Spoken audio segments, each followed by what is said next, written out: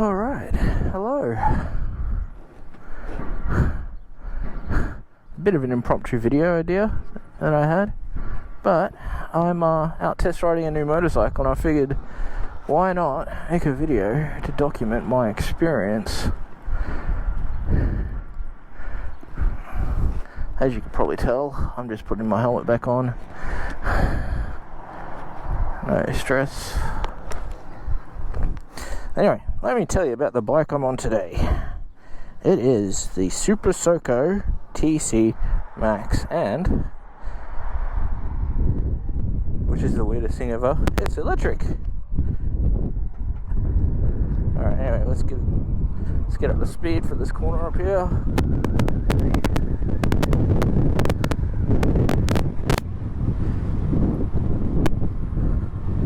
So this bike has been marketed as an electric commuter bike, which I kind of like.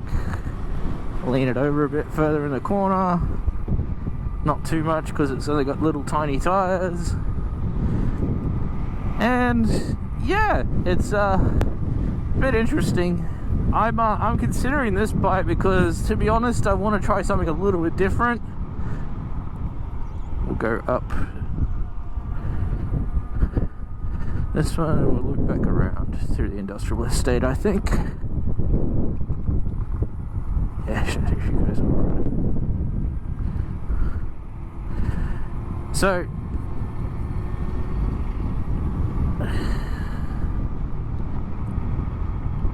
yeah, so this is an electric commuting bike, kind of styled like a cafe racer, not like your typical sort of electric scooter kind of deals. Now, the people that make it, Super Soco, actually do make scooters and such, but they, I'm not a fan of scooters. People who have been around me long enough know that I kind of have a bit of a love-hate relationship with them. As in, there's not much love, only hate.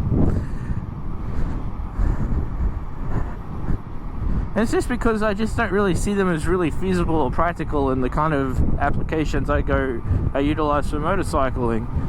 But going off that standard, this bike kind of just ticks those boxes. It doesn't really tick them to the level that, you know, like you would probably see with like a petrol bike or anything like that, but it definitely sort of meets that criteria. I also like the fact they got MPH on the speed dials. That's so cool. It's so retro. Anyway, what am I at? My range is 43 k's. Yeah, that's easy. So yeah, 6 to 8 hours to fully charge the bike. You get about 103 kilometer range with it. I don't know what that is in miles because we live in the civilized world and imperialists use imperial measure. That was a sketchy roundabout.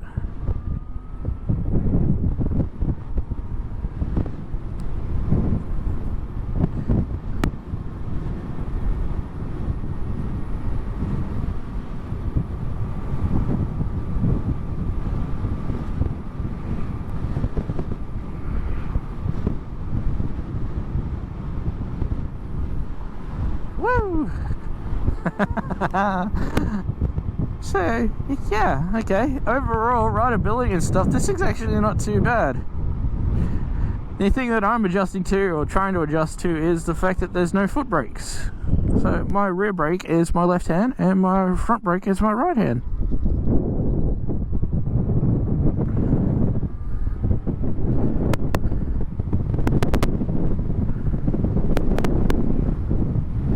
There we go, nice little classic car. Is that a Chrysler?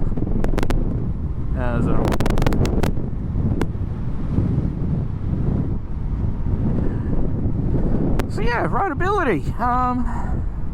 Fun little. It is actually not too bad in traffic, which is nice. Pretty like I was worried about the mirrors because obviously they stick out a little bit, but for filtering and whatnot, they're not too bad. I managed to do a little bit of filtering to that spot where I picked up, and yeah, bike headed pretty well. It's pretty good off the line. I haven't really had a stop-start in traffic yet with it, but off the line it's not too bad. shits a bit. Whew. I picked a good day to do a test ride. I will say that.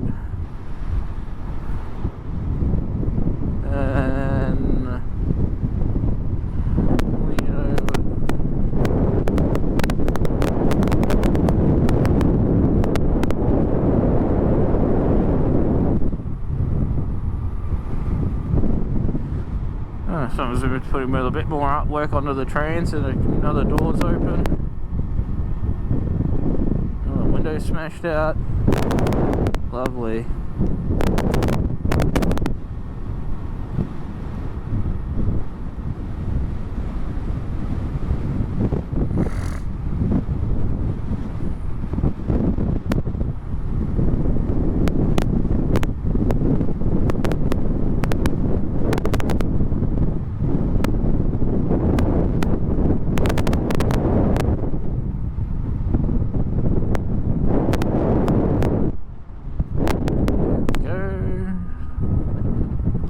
Oh, bumpy road, but that's okay.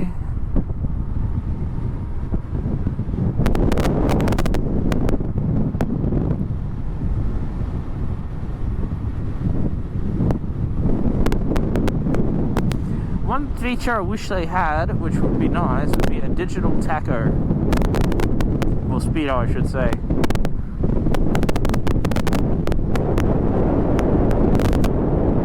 Looking down, and especially when it's glary like it kind of is today, I can't really sort of see what speed I'm doing.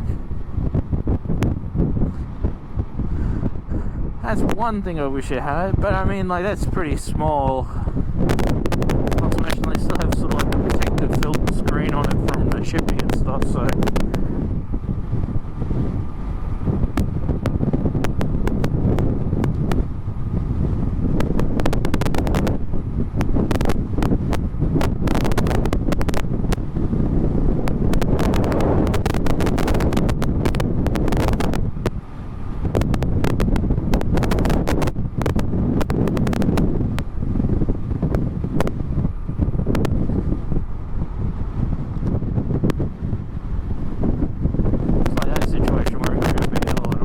some, and then I get up the top, and then all of a sudden I got all this torque out of nowhere.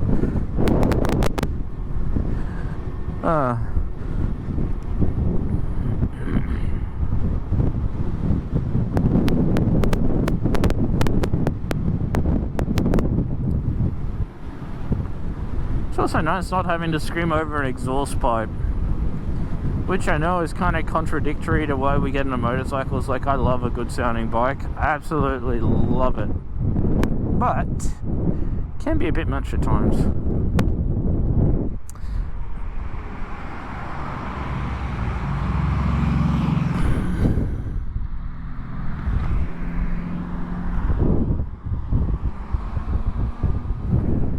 And this is a good test stop start into traffic, and I'm at the speed limit.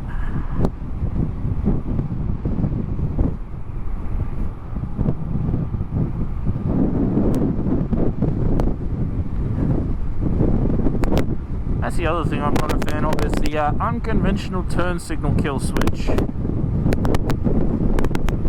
Alright, so listen and learn. I'm going to get off early and get on the Packington Street, and then it'll try to start traffic from there. Anyway, back to the turn signal switch. I like the ones where I just sort of push it in, because I know that it's stopped and stuff. This one where I've got to sort of change the positioning and whatnot, it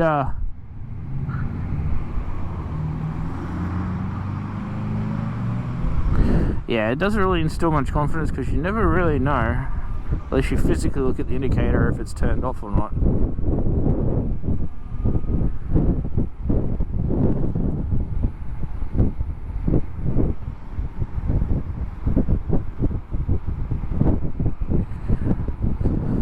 Little things. The other thing that I think, and I know that from the reviews and stuff I've seen online of this bike, the one thing that a lot of people sort of commented on is they should probably introduce like a KERS recharge system for it, where kinetic energy from the wheels turning when it's not driving the motor, or even just on the front wheel, send a bit of an electrical charge back into the battery to reduce the sort of drainage on the battery, particularly during usage. It would make sense, and it's a pretty practical idea, but I have a couple of concerns. And I mean, like, this bike isn't really light already as it is. I can sort of feel that under with a hand, like it's, let's just say it's balanced, but I'm gonna have to do a bit more riding for it to get a bit more confident on it, that's for sure. But yeah, it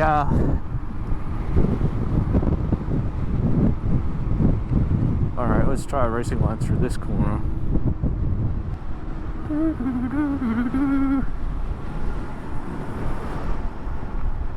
Oh look, a Tirana.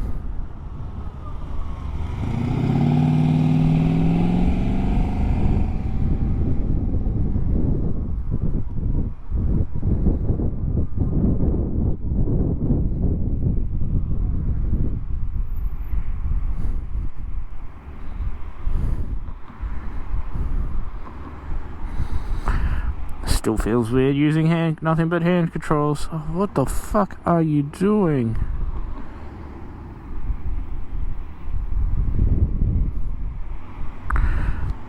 Alright, lights green. Let's go, people.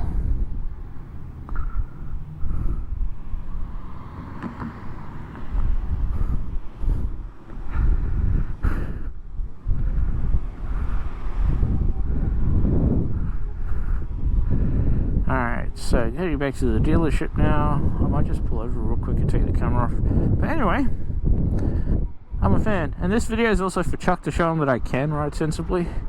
After my last video, he kind of flamed me up a little bit because apparently I was a bit reckless. But yeah, I blame the bike for that one, Chuck. I blame the bike. Sorry, Mr. Utility Man. I've got places to be. Anyway, thanks for watching, guys, and I'll see you guys next time.